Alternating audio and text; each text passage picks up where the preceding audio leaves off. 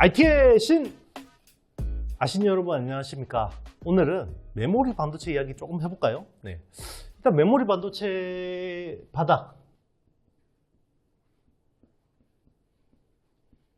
자, 메모리 반도체 항상 제가 방송 출연하면 물어보는 게 메모리 반도체 바닥이 언제 오겠어요? 네. 일단 저는 올해는 온다, 반드시.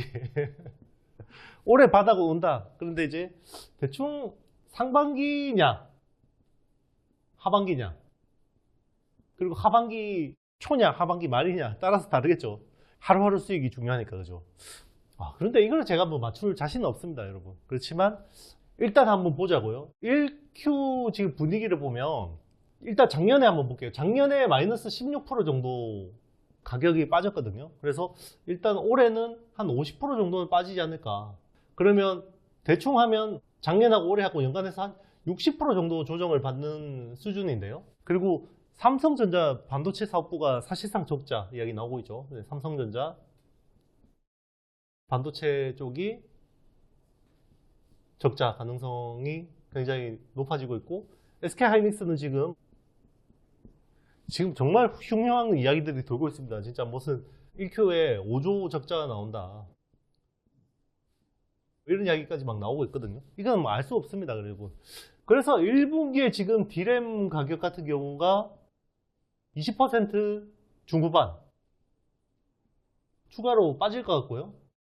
2분기 D램 전체 가격이, D램 시장 전체 시장 규모가 100억 달러를 하회할 것 같아요. 지금 94억 달러 수준까지 이야기를 하고 있는데요. 예전에도 정말 최악일 때도 분기에 100억 달러 밑으로 가는 경우가 굉장히 드물어요. 굉장히 드문 케이스거든요. 그래서 지금은 정말 업황으로 봤을 때는 거의 닷컴 버블 이후에 그때 수준까지 나빠졌다고 보면 되는 거고, 그리고 항상 이 다음에는 세게 반등을 했었다라는 게 되게 중요한 겁니다. 2001년 한 10월을 저점으로 해서 그때 삼성전자가 20조 원 초반까지 시총이 밀렸는데 이게 한 7개월 만에 60조 원까지 또 올라가 버렸거든요. 지금은 시총이 너무 크니까 뭐 그렇게까지는 안 되겠지만 항상 이렇게 최악일 때 사서 수익이 안 난 적은 별로 없었습니다. 네, 그래서 삼성전자 뭐 사라 이런 이야기는 절대 아니고요. 투자의 판단은 여러분들이 하셔야죠. 그래서 일단 이렇게 좀 말씀을 드리고 싶어요. 그래서 저는 한 5월이나 6월 정도에는 이제 바닥을 찍을 것 같다. 네, 바닥을 찍을 것 같다라고 생각하고 있고, 하반기에는 이제 주문이 좀 늘어나고 재고가 소진되는 소식들이 나오지 않을까 생각합니다. 그래서 중요한 거는 그거죠. 일단 캐펙스, 캐파가 소멸이 됐죠. 삼성전자는 인위적인 감산은 없고 자연적인 감산은 있다고 했고, SK하이닉스는 50% 캐펙스 투자 축소, 그리고 마이크론도 50% 축소. 자, 이렇게 캐펙스가 투자가 축소된 거는요, 이연되는 게 아니라 없어지는 겁니다. 그러면 향후 공급에 굉장히 많은 영향을 줄 거고요. 그게 가격이 반등하는 데는 큰 도움이 될 거다라는 생각입니다. 그래서 저는 오늘은 불황에 좀 볼만한 수비적인 종목, 수비적인 주식 두 개를 한번 가져와 봤습니다. 일단은요, 간만에 가져왔는데 파츠 업체고요. 파츠는 이제 공정 소모품이죠. 파츠는 쿼츠라는 영역도 있고, 실리콘도 있고, 실리콘 카바이드도 있고, 세라믹 같은 류들이 있죠. 등등이 있는데, 이 시장이 한 5조 원에서 한 6조 원 정도 됩니다. 연간. 이 정도 되고요. 사실은 쿼츠가 제일 큽니다. 쿼츠가 뭐 한 70%, 80% 수준까지 되는 거고, 최근에 이제 성장세가 두드러지는 게 이제 SIC 쪽이죠. 요게를 이제 TCK라는 회사가, TCK는 도카이 카본 코리아입니다. 도카이 카본 코리아인데 어쨌든 이제 국내 기업이니까요. 여기서 이제 독점을 하다가 독점이 이제 깨졌죠. 그래서 들어온 업체 중에 하나가 하나 머티리얼즈도 있고, KNJ 라는 업체를 오늘은 한번 뜯어볼 생각입니다. 자, 하나 머티리얼즈 같은 경우는 비포 마켓, 그리고 KNJ 같은 경우는 애프터 마켓. 파츠 쪽에서 대표적인 애프터 마켓 업체 두 개가 있죠. KNJ하고 월덱스.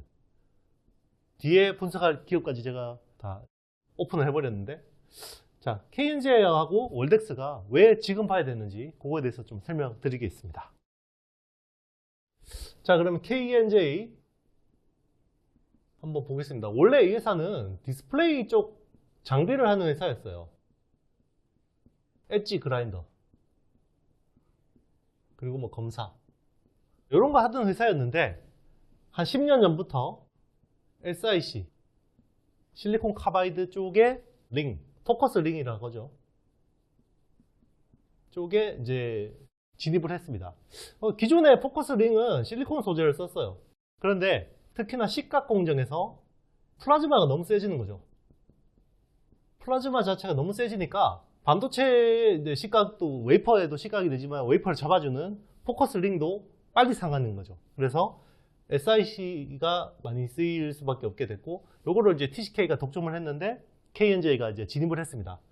원래는 SK 하이닉스 쪽 벤더였어요. SK 하이닉스 쪽 벤더였고, 자, 여기도 직납이 아니었고 한 개 쿠션을 맞고 들어갔죠. 그런데 최근에는 직납이 됐습니다. 직납 구조로 성공을 했고요. 그동안에는 이제 KNJ가 전공정을 하고 후공정을 이제 SK 하이닉스의 협력 업체가 하고, 사실상 이제 거관만 금강코츠라는 회사가 이제 했었는데, 요거를 이제 전공정, 후공정을 다 KNJ가 하게 됐고, 이제 SK 하이닉스에 직납을 하게 됐고요. 그리고 삼성전자 쪽에도 신규 진입을 했습니다. 자, 보통 비포 마켓 같은 경우는 장비사한테 납품을 하는 거죠. 장비사한테 납품하는 게 비포 마켓이고요. SK 하이닉스는 삼성전자한테 납품하는 게 애프터 마켓이거든요.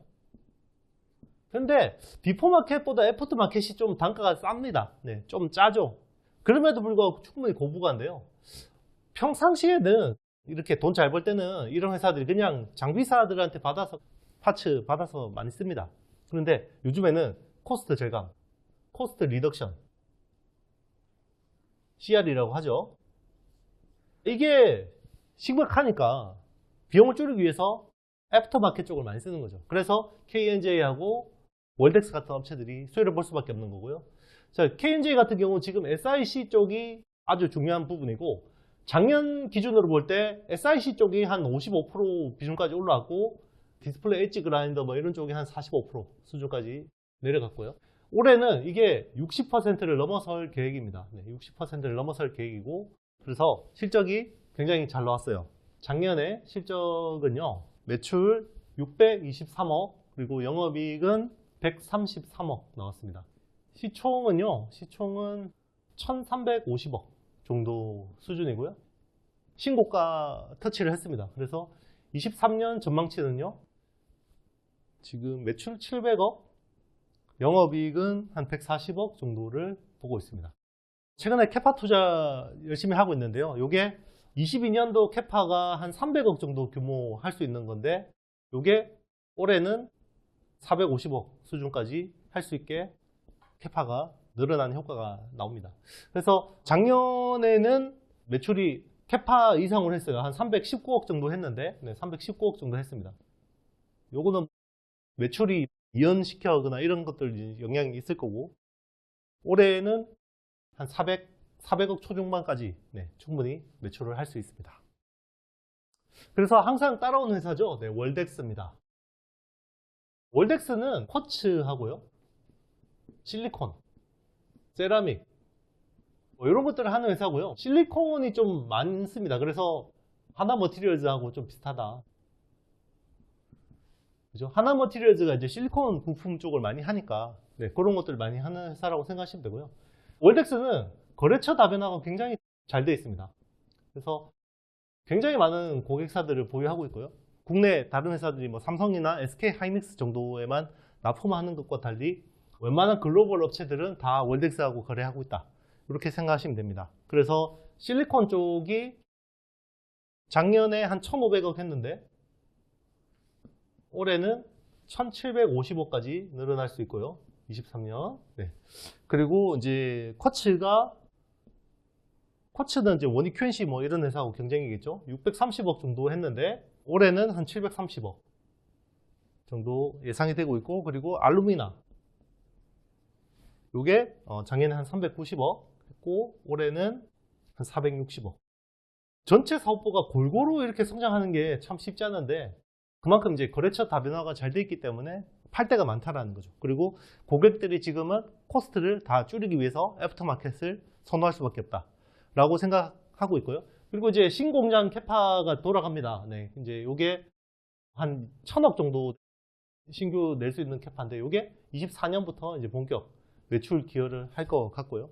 단가 인하 압력은 불가피하지만 어쨌든 굉장히 수비적인 전략으로 보기에 좋은 종목들이 아닌가 이런 생각이 듭니다.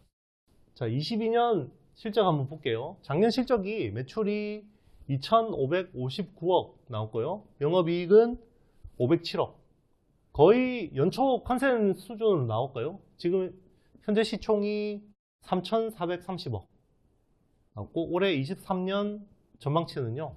매출 한 3,000억에 영업이익은 620억 정도 보고 있습니다.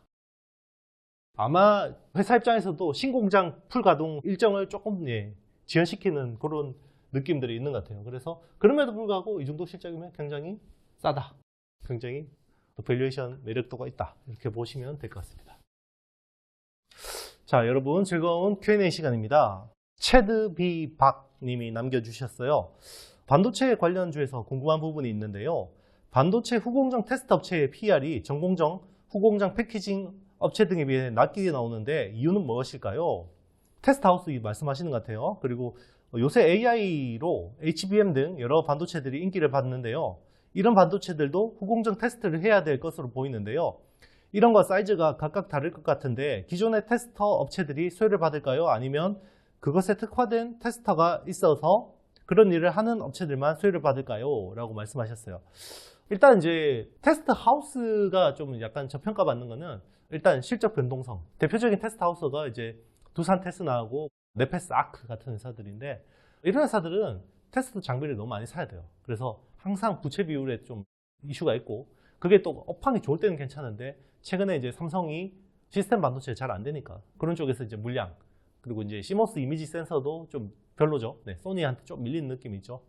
그런 것들이 이제 좀 업황 전반적으로 반영이 돼서 그런 거고 오히려 또 멀티플이 높아질 때도 있습니다.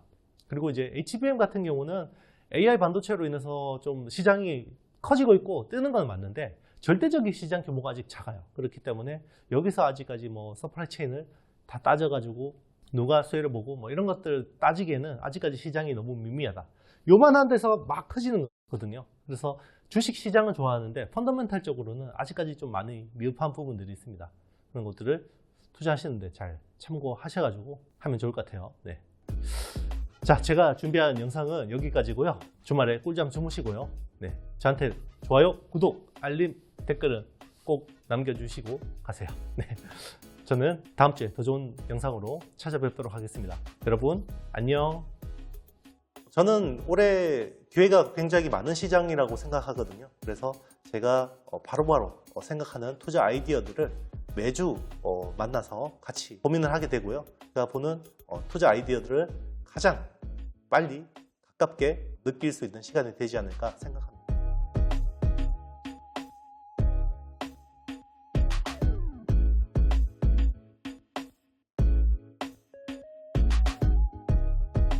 여러분들이 자산을 꾸준히 쌓아갈 수 있는 방향으로 상향할 수 있는 실질적으로 수혜가 되는 기업들 중심으로 분석을 하게 됩니다. 일단 이제 우리 수강생 분들은 텔레그램 단톡방이 생기게 되고요. 거기서 해당 이슈가 나오면 가급적 하루에 한 번 정도는 제가 관련 뉴스와 코멘트들을 이제 올려드릴 계획이고요. 좀 부족한 부분들은요, 정규 강의 시간을 통해서 피드백 하도록 하겠습니다.